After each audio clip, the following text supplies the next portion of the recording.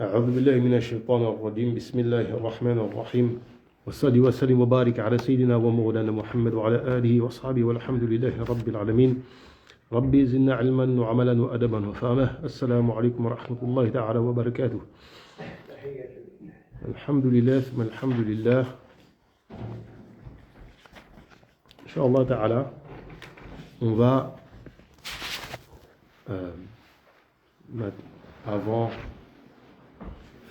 pour les bayans de Jumu'ah avant la khutbah, lire les hadiths qui sont appelés hadiths al-Bara Nawawiya, qui sont en fait un nombre de hadiths, il y en a plus de, évidemment 40, mais il y en a plus, rassemblés par l'imam al-Nawawi.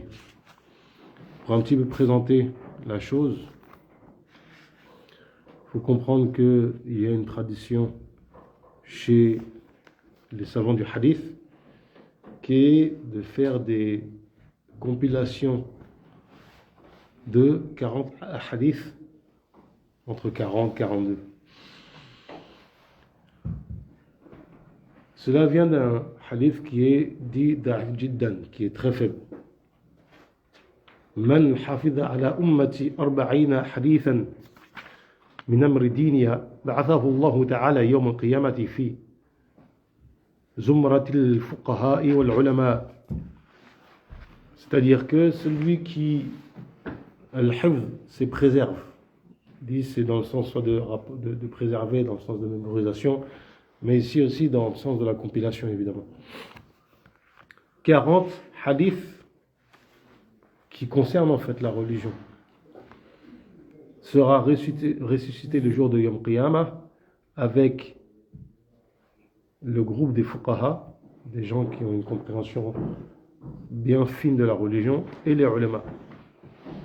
Dans une riwaya, on dit Afa Allahu ta'ala faqihan aliman, c'est-à-dire qu'on le fera ressusciter lui-même en étant faqih et alim dans ce degré-là. C'est-à-dire que c'est pas seulement on le ressuscite parmi ce groupe-là, c'est qu'il est lui-même de ce groupe-là. Une autre version dit qu'il sera parmi les gens en fait qui bénéficient en fait de la shafa'a, qui ont le maqam en fait, les gens qui bénéficient de la shafa'a ainsi que le degré des shuhada. Dans une version rapportée par Ibn Mas'ud radiyallahu anhu, qila lahu, on lui dira udkhulu min ayyi abwabil jannati shi'ta, rentre par la porte du paradis que tu veux. Ici c'est une question théologique intéressante, c'est que il est rapporté dans la sunna du prophète alayhi salatu wa salam un certain nombre de portes du paradis. On dit que elles sont 8. Et parmi ces portes du paradis, il y a 4 qui sont rapportées de manière authentique et d'autres qui ont été supposés ou qui ont été rapportés dans des textes plus faibles.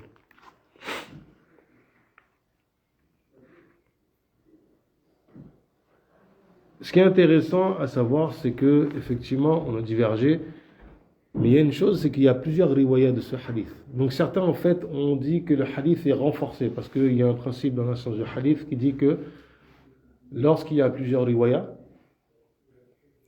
elles se renforcent les unes avec les autres. Ce qui fait que, par exemple, un hadith qui n'est pas qu'on qualifie de sahih li ghayrihi, qui est rendu sahih par autre que lui, parce que sa chaîne de transmission, certes, ne rassemble pas les conditions de sahih. On n'est pas en cours de Musala al-Hadith, mais c'est intéressant de le savoir. Il y a une autre chaîne de transmission qui renforce cette chaîne de transmission-là. Donc le hadith en lui-même devient renforcé. Alors, une information qui est fondamentale, quand on dit hadith, les gens ne réalisent pas trop qu'est-ce que ça veut dire. Un hadith, en fait, c'est le matn, l'énoncé, ce qui est dit, plus la riwaya. Et là, on parle d'un point de vue de la science du hadith. La sunna du prophète alayhi salatu wa salam est définie chez les savants du hadith, chez les savants qui se spécialisent dans l'authentification et dans la critique au niveau des riwayas, au niveau des formulations, c'est ce que le prophète alayhi salatu wassalam, a dit, al-aqwal, a fait, al-fa'al, a agréé al-taqrar, dans le sens où s'il a été informé, même si ça ne s'est pas passé devant lui, s'il est informé que tel compagnon fait ça, il ne dit rien, ça fait partie de la sunna du prophète alayhi salatu wassalam. Et une quatrième catégorie qui est l'ada, ce qu'on qualifie d'habitude, c'est-à-dire que c'est des choses qui sont rapportées comme les vêtements qu'il pouvait porter, la manière dont il se coiffait, ce genre de choses, de description du prophète alayhi salatu wassalam. C'est des descriptions par exemple de ce qu'il mangeait. Et il faut comprendre que souvent, nous quand on dit sunna de manière populaire comme ça, souvent en fait on appelle sunna tout cela. Et c'est la définition la plus large. Mais quand on dit qu'une chose est sunna comme ça, il faut bien comprendre, c'est que ça n'implique pas de statut. Cette définition très large de sunna n'est qu'une les éléments qui sont dans la tradition du prophète alayhi salatu wassalam, qui sont transmis dans la tradition du prophète alayhi salatu wassalam. On va parler d'obligation de suivi de la sunna en usul al-fiqh. C'est une obligation. La sunna est un élément, un argument législatif. C'est la deuxième élément, la deuxième preuve dalil ijmali, la deuxième preuve générale, catégorie générale, qu'on rapporte, qui sert de preuve. Desquelles plutôt on va extraire des preuves, pour être plus précis. Et dans cette définition-là, quand on dit sunna, chez les usuli, en fait c'est aqwal, af'al, taqrar, donc parole, acte, agrément, et on exclut les ada, les habitudes, les descriptions. Parce qu'on estime que c'est des choses qui ne font pas partie de ce qui est ordonné en tant qu'obligation de suivre. Ce n'est pas des éléments, comment dirais-je, législatifs. On n'établit pas une législation à partir de ça. Parce que c'est pas ce que le législateur, Shari'a, Allah Ta'ala a voulu. Maintenant, ce qui est intéressant, c'est que ce n'est pas les usuli qui vont définir ce qui est ou pas du domaine de la ada, ce sont les fuqaha qui vont maintenant prendre la sunna et détailler dans la sunna les statuts légaux à partir de l'ijtihad. C'est-à-dire que chaque faqih qui est apte à l'ijtihad va prendre un hadith et va extraire de ce hadith des règles, des statuts légaux. On a rapporté par exemple qu'une fois l'imam Shafi'i radiyallahu anhu a été invité chez l'imam Ahmed radiyallahu anhu, qui était son élève. Et ses enfants ont fait grand cas, parce que l'imam Ahmed parlait beaucoup de son cheikh. Il aimait énormément. Il aimait tellement qu'il y a une anecdote qui dit qu'un jour, l'imam Shafi'i a donné en cadeau à l'imam Ahmed une de ses chemises. L'imam Ahmed l'a pris, il a trempé dans l'eau et il a bu l'eau. Faut bien comprendre qu'ils avaient une relation intime. C'est vraiment la relation entre, comme dit le hadith, dunya mal'oun, la dunya est maudite, illa zikrillah, sauf le zikr d'Allah, wal alim wal muta'alim, sauf le alim, le savant, et celui qui apprend avec lui. La relation entre le maître et son élève. Ça fait partie des choses dans la dunya qui ont le plus haut degré auprès d'Allah Ta'ala. Et donc l'imam Ahmed parlait beaucoup de son maître, beaucoup de son cheikh. Donc les enfants, ils voulaient observer qui est cet homme. Et à l'époque, c'était pas comme maintenant, c'est-à-dire que quand tu prépares la chambre de quelqu'un, tu sais que c'est un grand savant, tu prépares un bol d'eau, parce qu'il aura besoin la nuit de se lever, de faire ses ablutions, etc. Donc ils ont mis un bol d'eau, etc. Ils lui ont préparé la chambre, tout. Et le lendemain matin, après que l'imam Shafi'i qu'il ait fait sa nuit, eux, ils viennent débarrasser la chambre et ils se rendent compte que le bol d'eau, il y a encore l'eau dedans. Et ils se disent, mais comment ça se fait? Non, c'est un grand savant, il a dû passer la nuit en prière, c'est pas normal. Et là, il dit ça à leur père, il dit, on comprend pas. Tu nous dis, c'est un grand savant, tout, mais il a même pas passé la nuit en prière. Il dit, allez lui demander, il va vous expliquer. L'imam Shafi'i a dit, j'ai passé la nuit à méditer sur hadith. J'ai passé la nuit à méditer sur hadith et j'ai trouvé telle règle. L'imam Abu Hanifa était capable de tirer d'un hadith pas moins d'une trentaine de règles. Donc il faut bien comprendre de quoi est-ce qu'on est en train de parler. Donc c'est les fuqaha qui vont à partir d'un hadith dire ce hadith-là, il fait partie de ce que l'on doit suivre dans la sunna. Ensuite, il va dire, c'est le statut qui nous est indiqué par ce hadith. Et donc, à partir du moment où on a dit ça, on revient à l'élément unique qui compose la sunna, savoir les hadiths.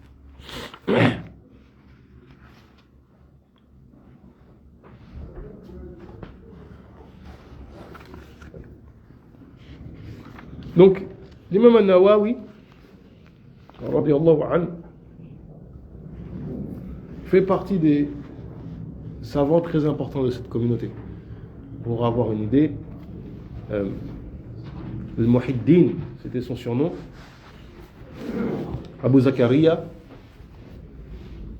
Alors, il n'a pas eu d'enfant, mais il est de coutume dans la tradition, c'est une tradition arabe qui s'est perpétuée au sein de la communauté musulmane, c'est d'avoir ce qu'on appelle une kunya. Une kunya, c'est un surnom honorifique qu'on te donne en t'appelant père de un tel.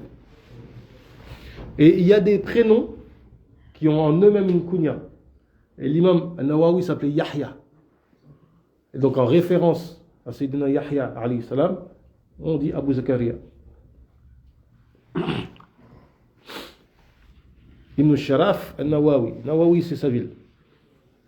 C'est un savant très pieux, un grand wali. Une personne qui, aujourd'hui malheureusement, on a détruit sa tombe.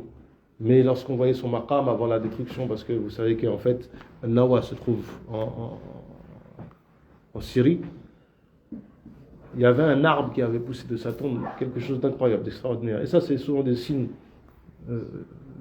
chez les pieux, que des tombes, de leurs tombes naissent des arbres. Alhamdulillah, donc c'était un savant très engagé dans la science, et qui a consacré sa vie à tel point qu'il en a oublié de se marier. C'est un grand savant dans la science du hadith. Donc il est connu notamment pour son commentaire du Sahih de l'imam Muslim, où il reprend en grande partie un commentaire du Qadi Iyad, un grand savant andalou, connu pour les gens du Maroc parce que c'est l'un des 7 saints de Marrakech. Et l'imam Nawawi est aussi une très grande référence dans le madhab de l'imam al-Shafi'i. Pour ce qui est de savoir l'avis du madhab al-Shafi'i, souvent on va se référer à l'imam Nawawi et notamment à l'un de ses ouvrages majeurs qu'on appelle Minhaj al-Talibin. Dans le cursus des savants du madhab de l'imam al-Shafi'i, c'est un petit peu la fin du cursus. Une fois que les gens l'ont maîtrisé, ils ont atteint, on va dire, l'équivalent de nos doctorats à nous, et maintenant ils vont se mettre dans la recherche.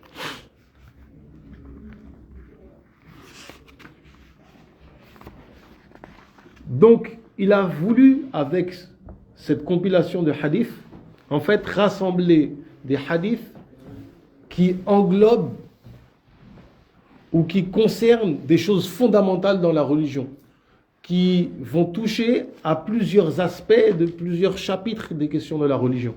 Et le premier hadith d'ailleurs qui rapporte, et c'est pas anodin, عن أمير المؤمنين أبي حفص عمر بن الخطاب رضي الله عنه قال سمعت رسول الله صلى الله عليه وسلم يقول إنما أعمال بالنية وإنما لكل امرئ ما نوى فمن كانت هجرته إلى الله ورسوله فهجرته إلى الله ورسوله ومن كانت هجرته للدنيا يصيبها أو امرأة ينكحها فهجرته إلى ما هجر إليه. Le premier hadith, c'est un hadith qui est connu de quasiment tout le monde, qui est rapporté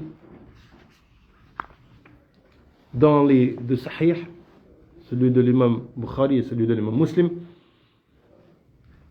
de Amir al-Mu'minin, Omar ibn Khattab radiyallahu anhu. Premièrement, l'appellation Amir al-Mu'minin, c'est le premier à l'avoir porté, ce n'est pas Omar ibn Khattab. Il y a eu un compagnon qui l'a porté avant, lors d'une expédition militaire.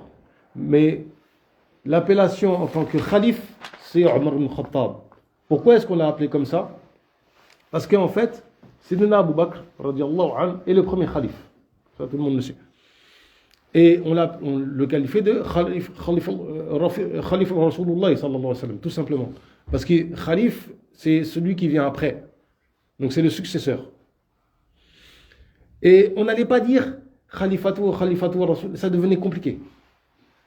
Donc qu'est-ce qu'on a fait? On a dit c'est toi qui détiens le Amr, et on l'a appelé ainsi. Au début, il n'était pas très d'accord. Mais on lui a pas vraiment laissé le choix. Abi Hafs, c'est probablement en référence à l'usine Hafsa, mais Hafs, c'est l'un des noms du lion. En langue arabe, de mémoire, il y a à peu près 400 noms pour le lion. Et on dit dans la langue arabe, chez les Arabes, qu'une chose, plus elle est noble, plus elle a de sharaf, plus elle a de noblesse, plus elle a de noms. C'est pour ça que le prophète, alayhi salatu wassalam, on a dénombré près de 1000 noms. Le prophète, sallallahu alayhi wa sallam, on a dénombré près de 1000 noms.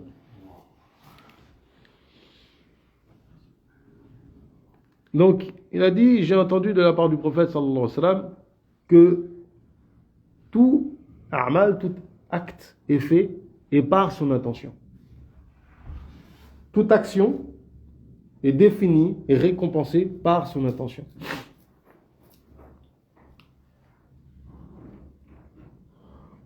Que celui qui va faire la hijra pour Allah et son messager, sa hijra sera pour Allah et son messager. Et que celui qui va faire la hijra pour la dunya, quelque chose de la dunya qui s'en rapproche, ou quelque chose comme le mariage avec une femme, il aura sa hijra pour ça. En fait, on connaît Asbab al-Nuzul, les causes de la révélation. Il y a Asbab al-Wurud, les causes en fait de l'énoncé d'un hadith. Ici, c'est qu'on sait qu'il y a eu des cas de personnes qui ont fait la hijra, notamment parce qu'ils voulaient se marier ou qu'ils recherchaient une femme. Donc le prophète, alayhi salatu wassalam, à travers ce hadith, nous informe que ce qui va définir votre récompense fi dunya wal akhira, dans cette dunya et dans le akhira, c'est l'intention que vous allez mettre. Dans ce hadith, il y a, premièrement, c'est un hadith qui va s'appliquer à tous les chapitres du fiqh. Tout à l'heure, qu'est-ce qu'on a dit? On a dit que une personne, que dans la sunna, il y a ce qui est rapporté, mais que les usulis considèrent ceci ne fait pas partie des choses qui sont obligatoires de suivre. Les descriptions, etc. Celui qui met l'intention d'imiter le prophète, alayhi salatu wassalam, étant donné que imiter le prophète, alayhi salatu wassalam, fait partie en soi des ibadah, à partir du moment où on va faire une chose en imitation du prophète, alayhi salatu wassalam, manger une chose qu'il aimait, mettre un vêtement qu'il aimait, etc., on en sera récompensé.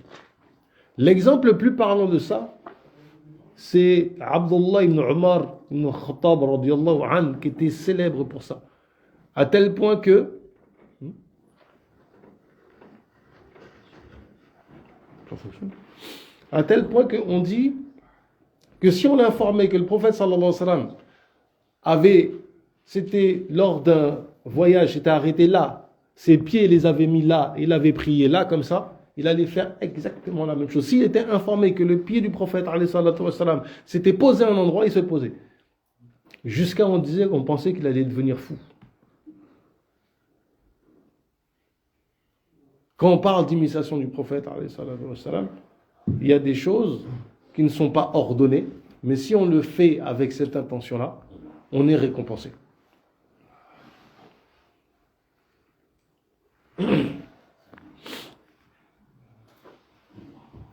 L'autre chose qui est importante, c'est que le mot a'mal précède le mot niya dans l'ordre.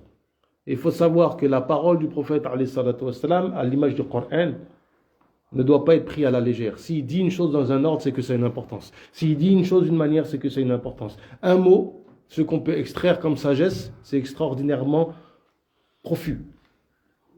On pourrait presque dire qu'il n'y a pas de limite. Ce qui est important ici de comprendre, c'est que la forme de nos actes sont définies.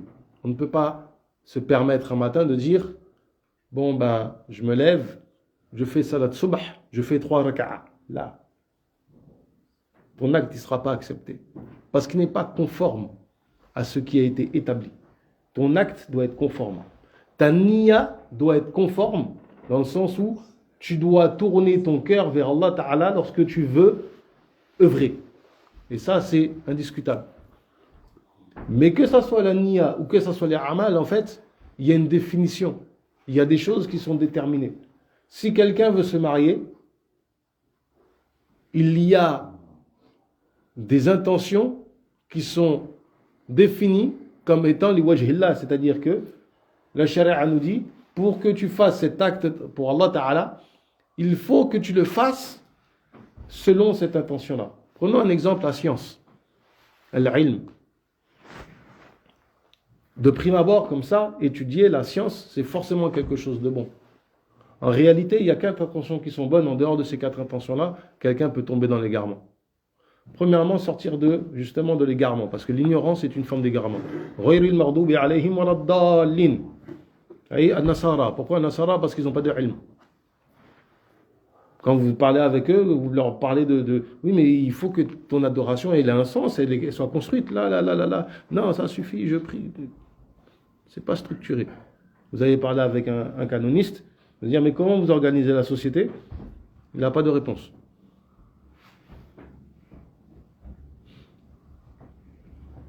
Donc sortir de l'ignorance, des ténèbres de l'égarement. Ensuite, le fait de garder vivante la science. C'est-à-dire que vous, en tant qu'individu, vous êtes une personne par qui le canal de la science, l'héritage de la science est préservé. Vous recevez et vous donnez. Et il faut purifier son intention constamment.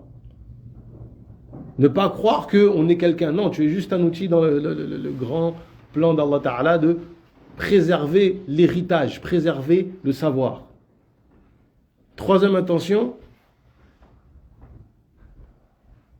c'est être utile aux créatures d'Allah Ta'ala.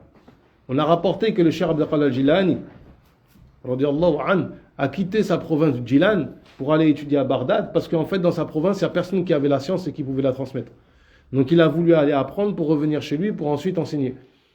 Donc c'est comme si, ici on n'a pas beaucoup de savants en France. Quelqu'un il va étudier, il va revenir parce qu'on a besoin de réponses sur des problématiques. Des fois on a besoin de régler des soucis. La quatrième intention, c'est la mise en pratique de la science. En dehors de ces intentions-là, on va corrompre, notamment des gens qui vont prendre l'intention d'étudier pour polémiquer. وصلي وسلم وبارك على سيدنا ومولانا محمد وعلى آله وأصحابه والحمد لله رب العالمين.